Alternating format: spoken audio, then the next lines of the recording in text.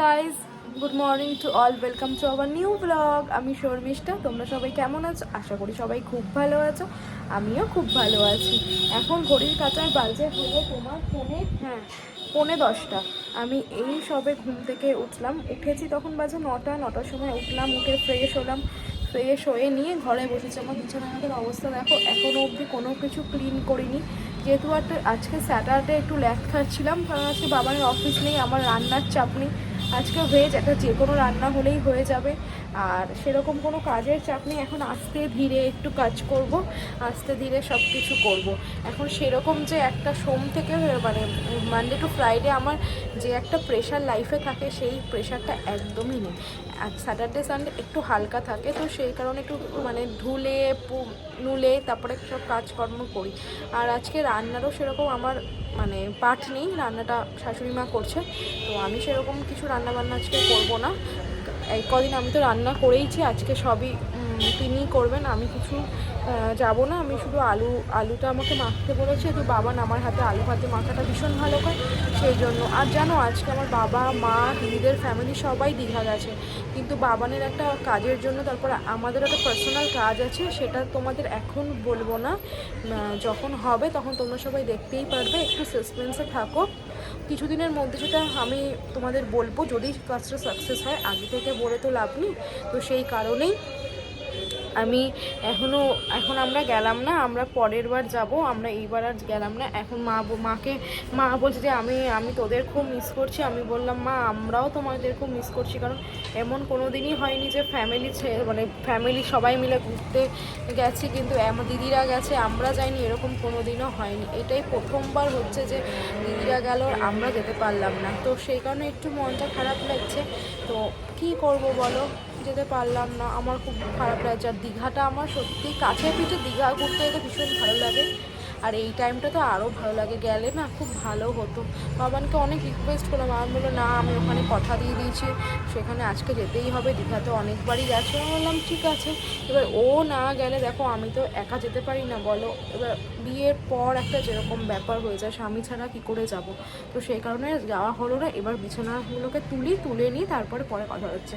এখন বাজে হলো 1:45, বিছানা পাতা তুলবো। বিছানার অবস্থাটা খুবই খারাপ আছে, বিছানার চাদরটা ফ্যানটা না প্রচণ্ড নোংরা হয়েছে, তোমাদের দেখাতে পাচ্ছি, হ্যাঁ দেখো কি নোংরা। কালকে এটাকে পরিষ্কার করবো, এটার গতি আমি কালকে করব। আর একটু ঘরেও একটু ঝুল হয়েছে, ঝুলগুলোকেও আমাকে একটু ক্লিন করতে হবে। ক্লিন করে নিয়ে তারপরে আমি এখন ফ্লোর মুছবো, তারপরে আমার এখানে ডাস্টিং হয়নি, ডাস্টিং করব। সব কিছু করে আছে, উঠতে 3:30 4টে হয়ে যাবে, তারপর আমি লাঞ্চ করব।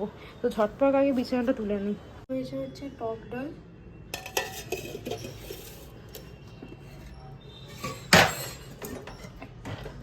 এখানে হচ্ছে বাঁধাকপি তরকারি, এখানে হচ্ছে আলুটা তুলে রেখেছে, এখন আমি আলুটা মাখবো। এখন বাজে হলো ঘড়ির কাছে 5:45, আমি রেডি হয়ে নিয়েছি, তো কুর্তি আর একটা লেগিংস পরে নিয়েছি। এখন যাচ্ছি হচ্ছে বাবার কাছে, যেখানে যাওয়ার কথা ছিল সেইখানে। 5টা থেকে আমাকে তাড়া দিচ্ছে, আমি ঘুমোলাম তখন কটা বাজে, 4:30টার সময় ঘুমিয়ে উঠে গেলাম তখন 5:10 কি 15। ও নিজে রেডি হয়ে রয়েছে অনেকক্ষণ ধরে, আমাকে বলছে কি গো তাড়াতাড়ি করো। আমি দাঁড়াও, ছাদে জামা কাপড় মেরেছিলাম, সেইগুলো। মেয়েদের কি কাজের শেষ আছে বলো তো? ছেলেরা তো 2 মিনিট লাগে গেঞ্জি প্যান্ট পরতে, অর্ডার দিলে হয়ে যায়, কিন্তু আমাদের কত কাজ থাকে সেটা ওরা বোঝে না। আমি উঠলাম, উঠে বিছানা তুললাম, ঘর মুছলাম, ঘর ঝাড়লাম, কারণ বালি ঘরে আমি যাব না। তারপরে আমি জামা কাপড় আনলাম, সেগুলোকে গোছালাম, গুছিয়ে তারপর কিছু জিনিসপত্র ছিল সেগুলোকে সুন্দর করে গুছিয়ে কালকে যেগুলো কিনেছি সেইগুলোকে পাটে পাটে রাখলাম, রেখে নিয়ে আমি রেডি হলাম। তারা দিলে তো হয় না বলো, আমাদের রেডি হতেও সময় লাগে, তারপর সব কাজ কমপ্লিট করতেও সময় লাগে। এখন আমি হেয়ারটা বাঁধবো, বেঁধে বেরিয়ে যাব, তারপরে বাইরে গিয়ে দেখা হচ্ছে। রেডি হয়ে বাড়ির পাশ থেকে বাস পেয়েছি, আর বাসে উঠে পড়েছি। উঠে দুজনে মিলে যাচ্ছিলাম ওর বন্ধুর বাড়ির উদ্দেশ্যে। তো বাসে আমি একদমই চড়তে ভালোবাসি না, প্রচণ্ড বমি বমি পায়। তাও যেই জায়গাটাতে আমরা আজকে যাচ্ছিলাম চিনার পার্ক, সেটা মেট্রো করে যাওয়ার কোনো ব্যবস্থা ছিল না, তো আমাদের বাসে করেই যেতে হতো। তো সেই কারণে আমি জানলার পাশটা চুজ করে ওখানেই বসেছি, যাতে আমার কোনো কষ্ট না হয়। এখন বাজে হলো 7:05, আমরা পৌঁছে গেছি চিনার পার্ক। ভাংড়া শনি মন্দির। আমি কোনোদিনও আসিনি, এই প্রথম আসলাম। ওর কোনো কলিগ আছে, সে হয়তো আসবে আমাদের নিতে, আসছে, হ্যাঁ বললো যে আসছে। এবার তারপরে আমরা যাব, কি হলো না হলো পরে বলবো। আমি আর বাবান পৌঁছে গিয়ে দাদা আর ভাবির সাথে গল্প করছিলাম। বাবান কি অফিসের কাজ দেখছিল, আমি একা একা বসেছিলাম, আর ভাবি ওখানে রান্না করছিল আমাদের জন্য। আমরা তো জানতামই না যে এখানে ডিনার করে আসবো, আমরা তো সেই হিসেব করে যাইনি, আমরা গল্প করতেই গেছিলাম। তো সেখানে ভাবি বলল, আর দাদাও বললো যে না, ডিনার না করে তোমাদের ছাড়বো না। তো সেই জন্য আমাদের দিয়েছিল পরাঠা আর চিলি চিকেন। আর বাবান এখন বাজে হলো ঘড়ির কাঁচায় 12টা 15। আমি ওখান থেকে আসলাম তখন বাজে 11:30। এসে ফ্রেশ হলাম, ফ্রেশ হয়ে নিয়ে এখন বসলাম। ভাবি আর দাদা আমার সাথে এই প্রথম আলাপ হলো। এটা হচ্ছে অফিসের কলিগ বাবানের। বাবান যখন উইপ্রোতে চাকরি করতো তখনই অফিস কলিগ ছিল দিলীপ দা।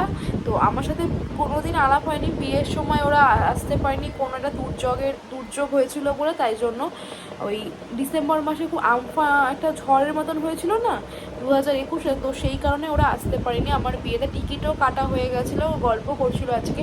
তো আমার এই ফার্স্ট টাইম আলাপ হলো ভাবির সাথে আর দাদার সাথে। প্রচণ্ড ভালো, প্রচণ্ড ফ্রেন্ডলি। আর সত্যি কথা বলতে বিলিভ মি, তারা তো দেখতে আসছে না, এত আপ্যায়ন করেছে, এত ভালোবেসেছে, আমার সত্যি ভীষণ ভালো লাগলো। আমরা একটা অন্য কাজে ওখানে গেছিলাম, সেই কাজটা সেরকম সাকসেস হয়নি, তাই সেরকম তোমাদের আর জানাচ্ছি না, বলছিও না।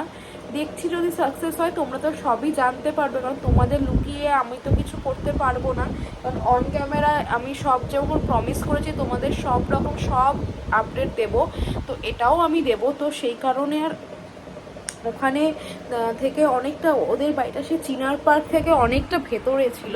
তো সেখান থেকে আসতে তারপরে চিনার পার্কে দাঁড়িয়ে দাঁড়িয়ে আমরা অনেকক্ষণ ওয়েট করেছি। আসার সময় এক ফোঁটা গাড়ি পাচ্ছিলাম না, তো একটা অটো ধরে আমরা এয়ারপোর্ট আসলাম। এয়ারপোর্ট থেকে তারপরে আমরা শ্যাটেল ধরে দক্ষিণেশ্বর নামলাম। তো দেন আসলাম, আস্তে আস্তে অনেক রাত হয়ে গেছে। আর তোমরা তো দেখতেই পেলে যে ভাবি আমাদের খাইয়েই পাঠিয়েছে।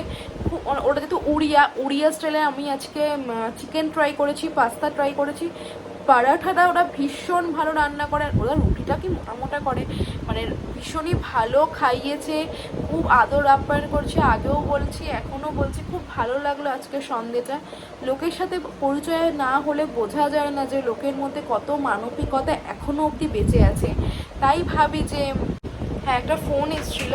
হ্যাঁ, তো তারপরে যেটা বলছিলাম, হ্যাঁ ভীষণই ভালো। তারপরে আসলাম, এখন এসে ফ্রেশ হয়ে গেছি। ফ্রেশ হয়ে বাবানের আমি দুজনে মিলে গল্প করছি, যেহেতু আছে স্যাটারডে, কালকে সানডে, বাবানের ছুটি। এখন একটু দুজনে মিলে গল্প করছি। আর কি হয়েছে বলো তো, খেয়েছি অনেকক্ষণ, তোমরা হেসে দেবে। আমি খেয়েছি তখন বাজে মোস্ট প্রবলি হ্যাঁ 9টা বাজে। তো তারপরে আমার খুব খিদে পেয়ে গেছে। এখন ফ্রিজে একটা ক্রিমি চিকেন রোল ছিল, সেটা বাবানকে বললাম, বাবান একটু আমাকে গরম করে দাও না। তো এখন বাজে 12টা 20, দাঁড়াও, এটাকে গরম করে এনে দিয়েছে। এটাকে এখন আমরা দুজনে মিলে এটাকে আমি আরও খাবো। তো চলো ব্লগটা এখানে এন্ড করে দিই। আজকে ব্লগে দেখানোর মতনও কিছু নেই, বলার মতনও কিছু নেই। ততক্ষণ তোমরা সুস্থ থেকো, ভালো থেকো। কালকে দেখা যায় নতুন একটা ব্লগের সাথে। আর আজকের ব্লগে যদি কিছু ভালো লেগে থাকে প্লিজ লাইক করে দিও, কমেন্ট করে দিও, শেয়ার করে দিও অ্যান্ড সাবস্ক্রাইব করে দিও। Good night, tata.